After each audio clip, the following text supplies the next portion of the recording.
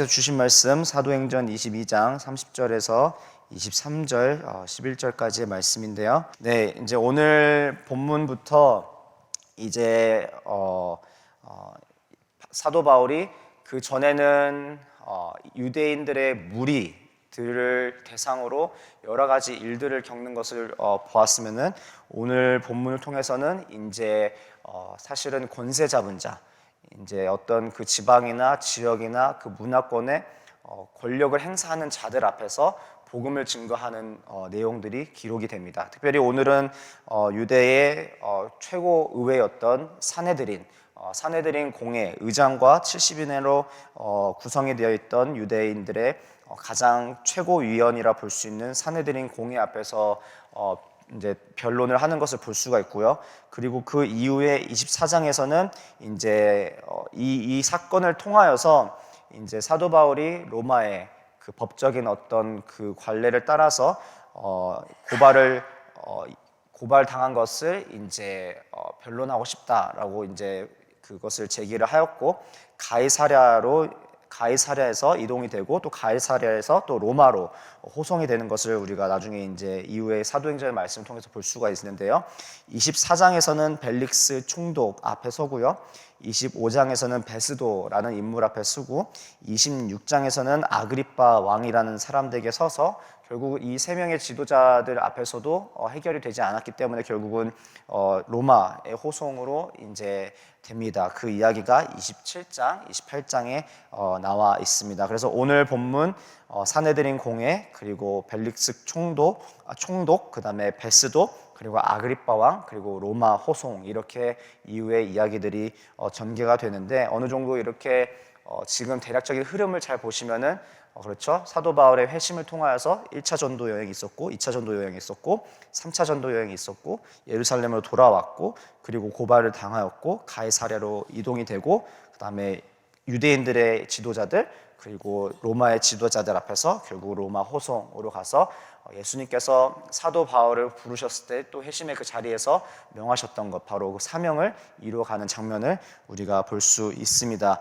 자, 두 가지, 오늘 말씀을 통해서 두 가지 제가 여러분들과 같이 나누길 원하는데 첫 번째는 우리가 지금 5절을 보시면은 이제 사도 바울이 그 고발한 내용들을 통하여서 먼저는 유대인들에게 먼저 나아가 그 고발의 내용을 가지고 진상을 알고자 하여 30절 보시면은 이제 그 결박을 풀고 제사장들과 공회 앞에 서게 됩니다. 그리고 나서 이제 그 공회의 인물들, 특별히 대제사장과 또 의장들과 또 사내들인 안에서 또 사두개인들과 또 바리새인들과 또 서기관들이 모여서 그 앞에서 변론을 하는 모습을 보고 있는데요.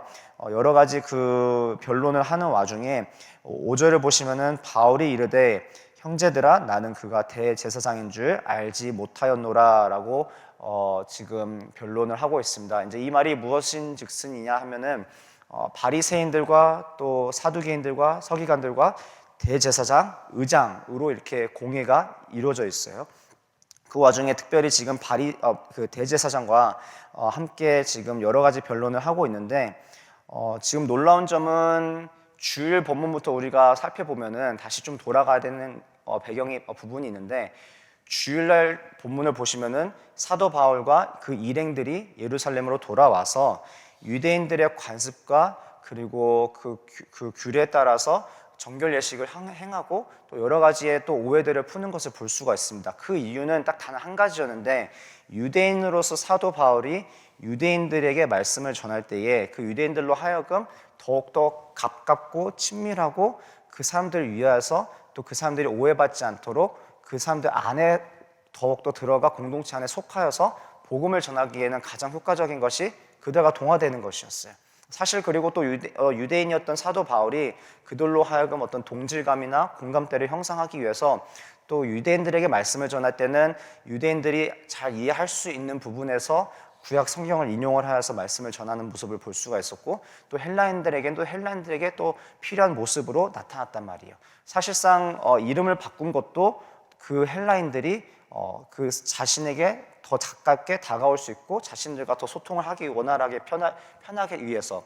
그래서 또 오늘 본문과 어제 본문들 보시면은 천부장에게는 헬라어로 또 유대인들에게는 히브리어로 말씀을 전하는 것을 볼 수가 있습니다. 실제적으로 우리가 가지고 있는 이 성경에, 신약 성경에 복음서가 몇 개가 있죠? 다 아시지만은 4가지가 있습니다. 마태복음, 그렇죠? 마가복음, 누가복음, 그리고 요한복음인데 이 복음서 4개의 그 복음서가 저자가 다 다르겠죠? 다 다르고 쓰여진 배경도 다르고 쓰여진 목적은 같지만은 그것을 전달하는 방식은 다릅니다. 특별히 마태복음 같은 경우에는 마태가 누구에게 기록을 하였냐면은 유대인들에게 이 마태복음을 기록하였단 말이에요. 그래서 유대인들이 잘 이해할 수 있는 방법으로 예수님께서 구약에서 하나님께서 약속하신 메시아라는 것을 보여주기 위해서 그 어떤 복음서보다 가장 많은 구약의 성경을 인용이 들어가 있어요.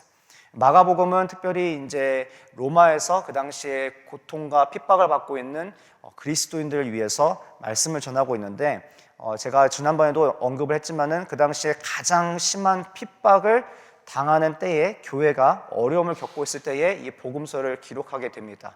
그래서 이제 특별히 베드로와 사도 바울과 또 바나바 밑에서 여러 가지 신앙 교육을 받고 함께 사역을 했던 마가는 자신이 복음서를 전달할 때 있어서 중요한 내용들만 기록을 하다 보니까 가장 짧은 복음서가 되었어요. 왜냐? 오늘 함께한 교회 공동체가 내일 유지가 될 수 없는 것을 알고 있기 때문에, 오늘 같이 예배드리고 있는 성도님들이 오늘 밤에 당장 잡혀갈 수도 있는 것이고 본인이 잡혀갈 수도 있는 것이고 내일이 보장되어 있지 않았던 그 믿음 안에서 그 신앙을 지켜나가야 되는 그 환경 가운데에 가장 핵심이고 주제되는 내용만 그 부분을 추려서 복음서를 기록하였단 말이에요. 그래서 그것을 통해서 마가복음 같은 경우에는 고난받으시는, 그리고 가장 낮은 종의 모습으로 오신 그리스도를 보여줍니다. 그러므로 통해서 우리가 지금 당하고 있는 어려움도 있지만은, 고난도 있지만은, 우리를 위해서 가장 낮고 낮은 것으로 오셔서 모든 고난을 우리를 위해서 받으신 그리스도가 바로 우리의 예수님께서 우리의 그리스도라는 것이 마가복음의 주제이고요.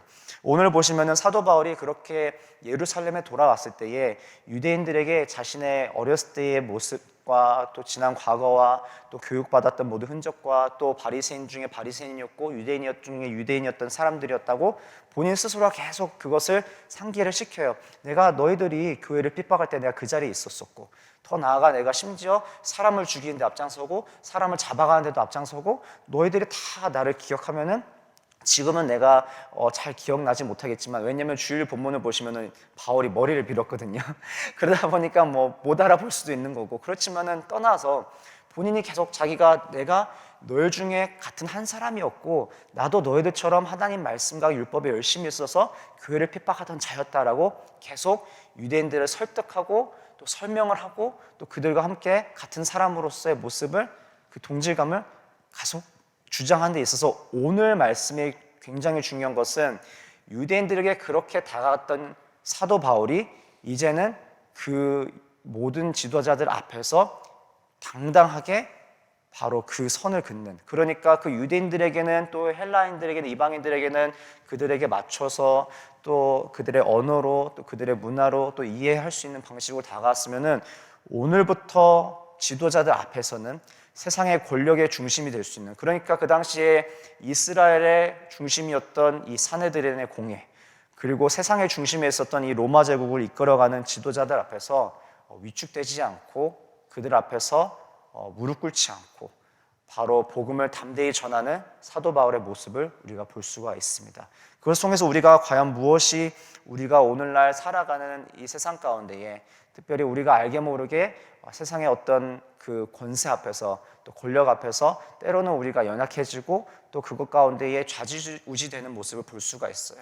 사도 바울 같은 경우에는 유대인들에게는 그렇게 정말 모든 핍박과 순환을 당하면서도 또 끌려가는 와중에서도 모진 어떤 과정을 겪었단 말이에요. 그래서 군인들이 그 사도 바울을 들쳐업고 가야 될 정도로, 사도 바울이 행여나 지금 오늘 천부장이 옆에서 보는 그 상황만 하더라도 그가 찢겨질까 봐 두려워서 그를 보호해야 되는 어떤 입장이 있는데, 그럼에도 불구하고 사도 바울이 지금 이 모든 권력의 중심에 있는 사람들 앞에서는 담대히 예수 그리스도를 전하는 모습을 볼 수가 있습니다.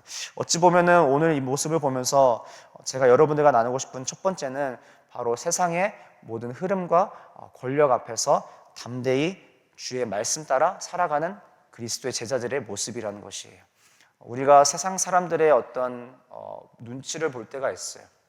저도 워낙 앞에 서서 이렇게 말씀을 전하다 보니까 자꾸 돌아봐요. 제가 말에 실수는 없었는지, 사람들 앞에서 제가 어떤 행동 거지 같은 거는 제가 예의 같은 것들을 잘 차리고 누가 되지 않은 모습으로 잘 있었는지, 물론 또 편한 우리 또 청년들이나 지인들 앞에서는 또 저의 또 어떤 자연스러운 모습이 볼 수 있지만은, 그렇지만은 어느 부분에서는 늘 항상 사람들의 모습을 신경 쓰게 되고, 아니면 그 사람들이 저를 어떻게 이해하고 어떻게 받아들이나 또 눈치가 볼 때도 있고, 더 나아가서 우리가 이 세상의 문화와 흐름 가운데 행여나 나는 뒤처지지 않았을까, 나름대로 열심히 살아왔는데 다른 집의 저 아이는, 아니면 저 집안 가정은 이런 방식으로 하고 있는데, 또 때로는 저 같은 경우에는 이제 여러 다른 목회자들 가운데에 저도 모르게 그 안에 심겨져 있는 그런 비교 심리가 있어요. 이 교회에서는 이렇게 지금 사역을 하고 있는데 우리 교회에서는 이렇게 할 수 있을까? 왜 나는 그렇게 능력이 될까? 막 여러 가지 제 자신을 비교하는, 또 그렇게 또 세상의 어떤 눈치나 아니면 어떤 그 기준을 가지고 그것에 대해 굉장히 신경을 쓰고 살아가는 저의 모습을 볼 때가 있어요. 그런데 이제 얼마 전에 그 저희가 보통 수요일 저녁에 저희가 이제 유스 교사 모임을 줌으로 화상으로 하는데, 어제도 거의 한 밤 11시 넘어서 끝났던 것 같아요. 회의가 계속 하반기 사역을 준비를 하고, 또 바로 이번 주에 있을 필고도 준비하고 여러 가지 사역들을 같이 논의하다 보니까 굉장히 좀 늦은 시간 회의가 맞춰지게 됐습니다. 근데 얼마 전에 제가 이제 사역을 하면서 사역을 논의하면서 제가 모르게 이제 제가 여러 가지 좀 이렇게 제 스스로를 이런저런 어떤 다른 사역과 이렇게 비교하면서 무엇이 좋을지, 무엇이 맞는 건지 이렇게 조금 고민이 된다라는 것을 의견을 냈었는데, 저희 우리 교사분들 중에 이제 한 분이 목사님, 그렇게 어떤 사람들이 다른 것들 하는 것에 신경 쓰시지 마시고 온전히 하나님께서 목사님께 주신 비전을 가지고 나아가세요 라고 오히려 저를 이렇게 격려해 주시는 그런 말씀을 해주시는 거예요. 그러면서 또 오늘 이 본문을 준비하는데 그 말씀이 떠올랐습니다. 내가 이 사역을 하고 또 내가 세상을 살아가는 데 있어서 내가 다른 사람들의 어떤 그런 시선이나 어떤 그 사람들의 어떤 평판이나 어떤 그 사람들이 또 행하는 것들에 어떤 그것에 막 큰 의미를 두고 세상의 어떤 그런 문화의 흐름 가운데에 쫓아가지 못해서 막 불안해해서 그렇게 초조해야 하는 그런 모습이 하나님 보시기 이게 올바른 하나님의 일꾼의 모습이 아니었고, 또 더 나아가 세상 속에 있지만은 하나님 나라의 백성으로서, 자녀로서 구별된 삶을 살아가는 자의 입장에서 무언가 결여된 부분이 있구나라는 것을 깨닫게 되는 시간이었어요. 그러면서 과연 나는 정말 이 세상의 그 흐름이나 그 문화나 내가 도태되고 있지는 않았을까? 내가 뒤처지진 않았을까? 우리 가정이, 아니면 우리 사역이, 내 스스로가 과연 이 흐름 가운데 잘 따라가고 있고, 어떤 세상에 보여지는 나의 모습이나 또 그 세상에서 그것도 추구하는 그런 것들을 쫓아가지 못하고 있을 때, 그런 것들에 나의 어떤 마음이 좌지우지 되는 것이 아니라, 그것 가운데 나의 두려움과 만족이 생기는 것이 아니라, 정말 예수님 한 분으로 만족되고 내가 하나님의 자녀로서, 예수 그리스도의 제자로서 내가 거룩하게 이 삶을 살아가고 소명을 정말 잘 붙잡고 나아가는 것인지, 그것이 정말 먼저 점검되는 삶이었는지 돌아보게 되는 시간이었던 것이었습니다. 그러니까 첫 번째 제가 여러분들과 나눴던 건, 사도 바울이 대제사장들과 산헤드린 앞에서 결코 위축되지 않고, 정말 이 자들이 이 자리 가운데 나를 고발하는 자리이고 결국은 이 고발의 진상을 밝히는 자리인데, 이 사람들이 나에 대해서 어떻게 보면은 조금 불이익이 되는 어떤 말을 하진 않을까 전전긍긍하고, 그 사람들에게 잘 보이려고 지금 자신의 소명을 약간 옆으로 놔두고 이렇게 앞에 가서 잘 보이려고 이렇게 나가는 것이 아니라, 담대히 그 소명을 붙잡고 오히려 이 자기의 백성들의 또 지도자들 되는 사람들 앞에서도 주눅들지 않을 수 있는 것은 바로 나의 왕 대신 예수 그리스도가 나의 바로 최고봉이 되시기 때문에, 그렇게 사도 바울이 담대히 유대인들의 그 최고 의원이었던 사내들인의 공회 앞에서 또 그 이후에 로마의 그 땅의 지도자들 앞에서 말씀을 전할 수 있는 모습을 보게 됩니다. 오늘 우리가 살아가는 우리 삶 가운데에 우리 삶을 통치하고 또 우리 삶을 이끌어 가시는 분, 우리가 가장 소중히 여기고 가장 나의 마음과 뜻을 누구에게 의탁하고 의지할까라고 돌아봤을 때에 과연 이 세상의 흐름인가? 이 세상의 문화인가? 아니면은 또 다른 사람들의 어떤 그 살아가는 모습인가라고, 아니면은 또 내가 정말 예수님인가라는 것이 우리 안에서 오늘 아침에 점검되어지는 시간이 되었으면 좋겠어요. 이 세상에 정말 어떤 모습을 보여주시는 간에, 이 세상에 어떤 방식으로 이게 정말 옳은 길이고 이게 정답이야라고 우리에게 제시를 하더라도 우리는 예수 그리스도의 제자로서 하나님의 백성으로서 온전히 말씀에 붙잡힌 바 되어 말씀에 순종하여 그 가운데 인도하신 바다 살아가는 저와 여러분 되기를 주님의 이름으로 축원드립니다. 다른 것에 우리가 귀 기울일 것이 아니라 정말 우리의 왕 대신 예수님의 음성에 귀 기울이는 우리의 삶이 되었으면 좋겠어요. 그리고 두 번째는 바로 그 사도 바울이 그 과정 가운데에 다시 한번 제가 말씀드렸던 것처럼 주님의 음성에 귀 기울였던 삶이었던 것을 우리가 볼 수 있는 것은 바로 11절 말씀입니다. 이제 그 가운데에 여러 가지 이제 소동이 있는데요. 제가 이제 이후에 말씀을 마무리하면서 언급을 할 텐데, 먼저 우리가 함께 같이 보기 원하는 것은 지금 11절을 보실 텐데, 그날 밤에 주께서 바울 곁에 서서 이르시되 담대하라, 내가 예루살렘에서 나의 일을 증언한 것 같이 로마에서도 증언하여야 하리라 하시니라. 이제 제가 여러분들과 나누고 싶은 것 두 번째, 바로 주님의 음성에 따라 순종하며 사는 예수 그리스도의 제자의 모습이라는 것입니다. 우리가 수많은 여러 가지의 이야기들을 듣는 것 같아요. 뉴스를 통해서 또 인터넷을 통해서 또 지인을 통해서 여러 가지 세상의 소식들과 또 지금 흘러가는 어떤 사회의 정세를 바라보게 됩니다. 심지어 교회 안에서도 이런 프로그램이 좋다, 이런 교재가 좋다, 또 이런 어떤 것들이 우리 자녀들에게 유익이 될 것 같다, 우리 교회가 이런 것들을 다른 교회도 이렇게 하는데 하면 좋겠다, 아니면 우리가 지난 과거에 뭐 여러분들이 계셨던 공동체나 여러분들이 행했던 어떤 사역의 경험들 중에 이것이 맞다, 저것이 옳다, 여러 가지 또 이야기들이 오고 갈 수가 있어요. 제가 이제 두 아이를 이제 키우다 보니까 저희 첫째가 이제 곧 이제 프리K 반으로 이번에 가을에 올라가는데, 그렇게 올라가다 보니까 자연스럽게 또 이제 제가 저희 큰아이가 있는 그 반의 유치원의 다른 학부모님들이랑 이렇게 여타 교제를 여러 번 할 때가 있습니다. 왜냐면 저희 그 큰아이 반의 그 친구들이 또 생일이어서 또 생일 초대도 받고, 그래서 이제 또 저희 아이랑 함께 생일 잔치 가서 같이 이렇게 교제도 하다 보면은 정말 여러 가지 이야기들이, 아마 다 아시겠지만 자녀들을 키워보셔서 정말 많은 이야기들이 주고받아요.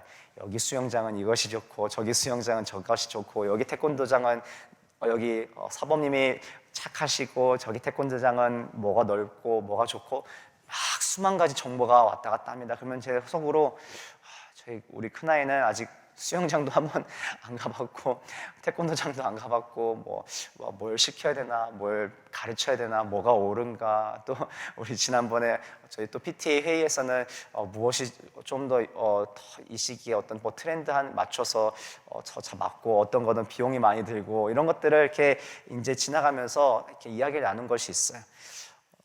저도 모르게 세상을 살아가다 보면은 제가 이렇게 깨어 있어서 정말 말씀을 계속 묵상하고 하나님께서 말씀하신 것을 기억하고 또 그것을 계속 붙잡고 나아가지 않으면은 너무나 쉽게 흔들릴 수밖에 없는, 휩쓸릴 수밖에 없는 연약한 저를 바라보게 됩니다. 그것을 또 우리 사랑하는 성도님들도 함께 경험하시리라 믿을 것 같아요. 때로는 감정에 휩쓸려서, 때로는 너무나 그것에 마음에 둔 것이 혹할 만한 어떤 유혹들이나 수많은 지식들 가운데 분별력이 없어서 또 그것에 좌지우지 되어서 따라가는 우리들의 모습 가운데에 분명한 것은 우리는 하나님의 백성이요, 하나님의 자녀들이요, 그리고 예수 그리스도의 제자로서 우리의 왕 되시고 나를 너무나 사랑하셔서 모든 것을 내어주시고 끝까지 포기 않으시고 우리 붙잡아 주신 예수님이야말로 진정한 우리의 목자 되시며 우리의 참된 빛이요 소망이신 것을 깨달아 알아 주님의 음성에 의지하여 나아가는 저와 여러분 되기를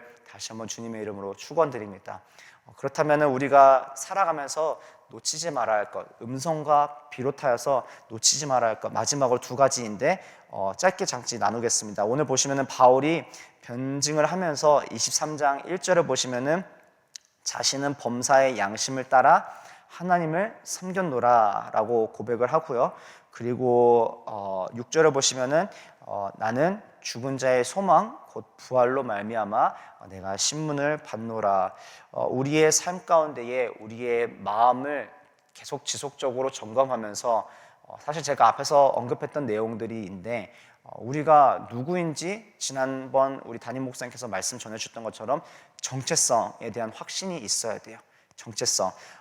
한글 성경에도 아마 밑에 그 이제 다른 번역들을 때로는 그 한글 성경에도 밑에 나와 있는데 여러분들이 가지고 있는 한글 성경에는 어떻게 기록되어 있는지는 제가 알 수는 없지만은 보통은 하나님을 섬겼노라라고 나와 있는 이 헬라어 이 글들이 나는 하나님의 백성으로서 거리낌 없이 살았다라고 또 번역될 수 있는 부분이에요.